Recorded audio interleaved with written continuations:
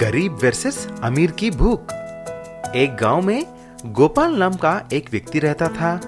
वह अपनी बीवी राधा और बेटा मुन्ना के साथ रहता था। वह बहुत गरीब था। जो कुछ भी काम करके लाता था वह 2 वक्त की खाने में चला जाता था। एक दिन उसकी पत्नी राधा ने बोली, गोपाल जी, कुछ देख रहे हो कि नहीं? अपनी पड़ोसन लीला ने नई साड़ी खरीदी है और सामने वाली घर की रेखा, उसने तो सोने का हार खरीदा है। सारे गांव के लोग हफ्ते में 2 बार होटल में खाना खा रहे हैं, लेकिन हम 1 साल में 1 बार गए तो भी बहुत है। कमाने की कुछ इरादा है कि नहीं? गोपाल इस रोज की झिकझिक से तंग आकर घर से चला जाता है और जंगल में जाकर एक पेड़ के नीचे बैठकर तपस्या करने लगता है। उसकी तपस्या से खुश होकर देवी माँ प्रत्यक्ष हो जाती है। बालक गोपी, मैं तुम्हारी दीक्षा से प्रसन्न होकर तुमको एक वरदान देना चाहती हूँ। बोलो क्या चाहिए? अरे देवी माँ, ये कुछ सपना तो नहीं? नहीं बेटा, बोलो क्या चाहिए तुम्हें? देवी माँ, मुझे बहुत सारा धन दौलत, सोना चांदी, गाड़ियाँ, नौकर और चाकर सब कुछ चाहिए। मैं खुशी खुशी अपना जीवन गुजारना चाहता हूँ। बेटा, पहले ठीक से सोच समझ के बात करना। तुम्हें धन दौलत चाहिए या सुख शांति और खुशी चाहिए? आप ये क्या बोल रहे हैं माँ? धन दौलत है तो सुख और शांति मिलेंगे ना? तुम्हें जीवन का परमार्थ समझ में नहीं आया बेटा। तुम एक काम करो, तुम अपनी बीवी को लेकर 2 जगह जाना। एक सेठ हीरालाल के पास और दूसरी एक कूली कन्हैया के पास। उनके साथ एक दिन बिताना और फिर आकर वरदान के लिए पूछना। अगर कोई पूछे तो मेरा नाम बोलना। गोपाल और राधा ऐसा ही करते हैं।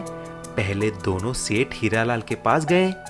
तभी सेठ जी खाना खा रहे थे। टेबल पर बहुत सारे पकवान, चिकन, मटन, सब्जियां, रोटी, चावल, स्वीट्स रखे हुए थे। आओ आओ गोपाल, बैठो, खाना खाओ। मुझे मालूम है तुम्हें यहाँ कौन भेजा है।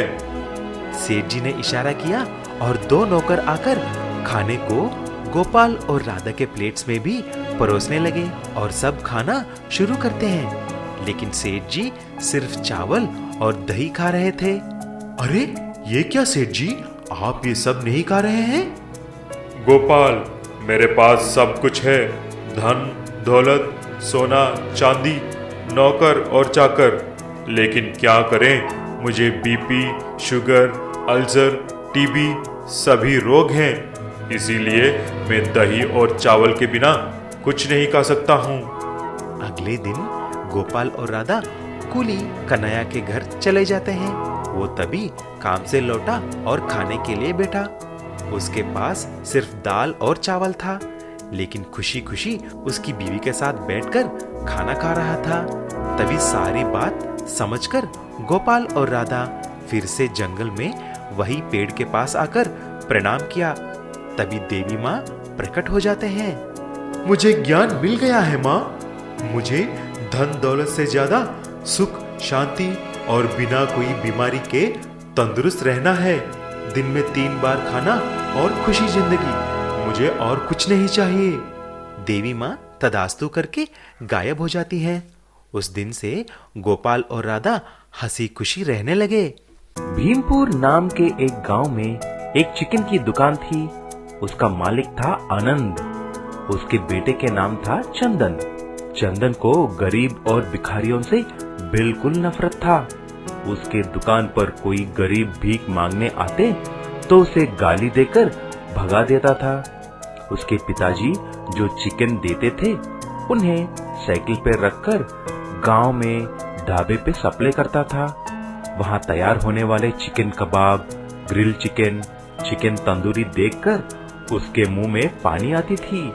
तभी उस ढाबे के मालिक ने बोला, ये क्या रे चंदन, रोज तुम चिकन कबाब और तंदूरी चिकन को देखते रहते हो लेकिन कभी भी खरीदते नहीं। अगर चाहिए तो ले लो, मैं खाते में लिख लूंगा। जब पैसे मिल जाएं तभी दे देना। नहीं किशोर भाई, मैं खाने के लिए नहीं देख रहा हूँ। तुम हमसे 200 रुपए में चिकन खरीद कर तुम उसे सिर्फ थोड़ा मसाला तेल डालकर 500 रुपए में बेचते हो। इस तरह आपका मुनाफा तो बहुत ज्यादा है। आपका काम ही अच्छा है। अरे चंदन बेटा, हमारे भी बहुत खर्चे होते हैं, जैसे कि ढाबे की किराए, काम करने वालों को तनख्वाह, तेल, मसाला, घी के दाम क्या कम है? मुफ्त में थोड़ी आते हैं ये सब। जो भी कोई काम करता है उसमें मुनाफा और नुकसान दोनों बनता है। दूर के पहाड़ सुंदर होते हैं। किशोर ऐसा बोलते ही चंदन वहां से चला गया। चंदन उस दिन से रोज एक ढाबे खोलने के लिए सोचता ही रहता था। चंदन हर रोज उसके चिकन शॉप का सारा कचरे को एक बैग में डालकर गांव के बाहर एक कूड़े के मैदान में फेंकता था। एक दिन जब चंदन कूड़े को फेंकने वहां पर गया तो वहां पर एक जादुई मशीन देखा। तभी उस मशीन में से एक आवाज निकली। चंदन, मैं एक जादुई चिकन मशीन हूँ। अगर तुम मुझ में कच्चा चिकन डालेगा तो मुझ में से तरह तरह के चिकन के पकवान निकलेंगे। लेकिन एक बात याद रखना, तुम उस चिकन को सिर्फ गरीबों को ही खिलाना है। मैं इसीलिए बनाया गया हूँ। तभी तुम यहाँ से मुझे ले जा सकते हो। अच्छा, मैं तो पैदा ही इसीलिए हुआ हूँ कि गरीबों के लिए सेवा करूँ। गरीबों को सगे भाई जैसा देखता हूँ। मैं तुम्हें ले जाऊंगा और गरीबों का भूख मिटाऊंगा। लेकिन चंदन उस मशीन को ले जाके एक ढाबे को खोलता है। उस मशीन में से कच्चा चिकन डालते ही तरह तरह के चिकन डिशेस आने लगे। ऐसा वह उस ढाबे में chicken tandoori, chicken tikka, grill chicken बेचने लगा। उसकी चिकन बहुत स्वादिष्ट थी। देखते ही देखते सारे गांव में चंदन ढाबे का चिकन बहुत फेमस हो जाता है। सभी लोग वहां पर आने लगे। एक दिन दो भिखारी वहां आकर भीख मांगने लगे। अरे चल चल यहाँ से, शर्म नहीं है? देखो कैसे मुंह उठाकर आ जाते हैं। भीख मांगने मेरा ही दावा मिला क्या? कमीनो, भागो यहाँ से। मुझे तुम्हें देखकर उल्टी आ रही है। जब चंदन अंदर गया तभी मशीन ने बोला, क्यों चंदन, मुझे तुम क्या वादा किया और क्या किया? तुम जैसे गधों के पास मैं नहीं रहने वाला। अभी देखो, मैं गायब हो रहा हूँ। देखता हूँ तुम्हारा दावा कैसा चलेगा। ऐसा बोलकर मशीन वहां से गायब हो गया। ये सब देखकर चंदन सिर पीट पीट कर रोने लगा। सूरजपुर नाम के एक गांव में अरुण करके एक आदमी रहता था। उसका पुराना फैन ठीक करने का व्यापार था। वह हर रोज गांव में जाकर सभी गलियों में घूम के फैन रिपेयर करके घर आता था। एक दिन जब वो बाहर गया था, उस दिन बहुत धूप थी। सुनो सुनो, फैन रिपेयर वाला आया। फैन जितना भी पुरानी हो ठीक करेंगे, जैसा भी हो ठीक करेंगे। ऐसा बोलकर गांव में जा रहा था, लेकिन शाम तक कोई भी उसे नहीं बुलाया। धूप ज्यादा होने के कारण वह थक गया था और उसे सरदर्द भी आने लगा।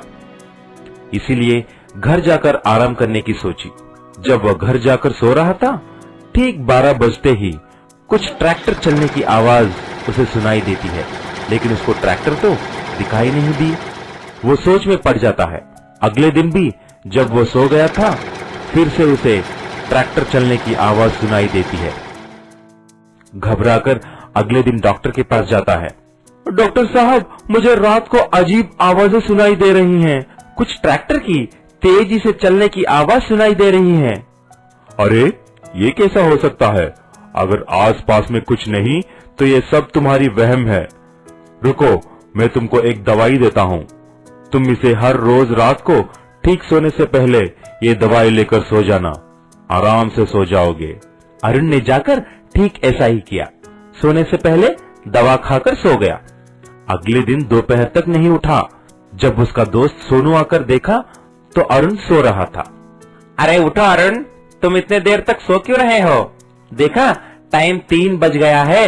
काम के लिए नहीं जाओगे क्या? उठो उठो। अरे यार, कल रात को मैंने ये दवा खा के सो गया और कुछ पता ही नहीं चला। लेकिन दवाई किस लिए है? अरे यार, मुझे अजीब से रात को ट्रैक्टर चलने की आवाज सुनाई दे रही है, इसीलिए डॉक्टर के पास गया तो ये दवाई दिया है। अरे यार, ये दवाई नहीं है, नींद की दवाई है। और ट्रैक्टर चलने की आवाज तो मुझे भी सुनाई दे रही है। लगता है दाल में कुछ काला है भाई। ऐसा बोलकर अरुण और सोनू गांव में जाकर डॉक्टर के घर के पास जाकर चुपके से देखते हैं। तभी उनको एक सीक्रेट सुरंग की मार्ग दिखाई दिया। वह सुरंग गांव के नीचे से जा रही थी। उसमें जाकर देखा तो वहां पर एक ट्रैक्टर में सोने का स्मगलिंग करते हुए 2 आदमी थे। तभी वहां पर डॉक्टर भी आया और ऐसा बोला, अरे बेवकूफों, कितने बार बोलना है कि ट्रैक्टर को धीरे से चलाया करो। गांव में सबको पता चल गया है इस ट्रैक्टर के बारे में। डॉक्टर को देखते ही अरुण और सोनू को पता चल गया कि डॉक्टर ही ट्रैक्टर में सुरंग की रास्ते से गोल्ड स्मगलिंग कर रहा है। तुरंत पुलिस को फोन किया और सारी बात बताई। ये बात पता चलते ही पुलिस आकर डॉक्टर को और उन दोनों आदमियों को गिरफ्तार कर लेती है। बाद में गांव वाले अरुण और सोनू की साहस को देखकर उनको इनाम भी देते हैं।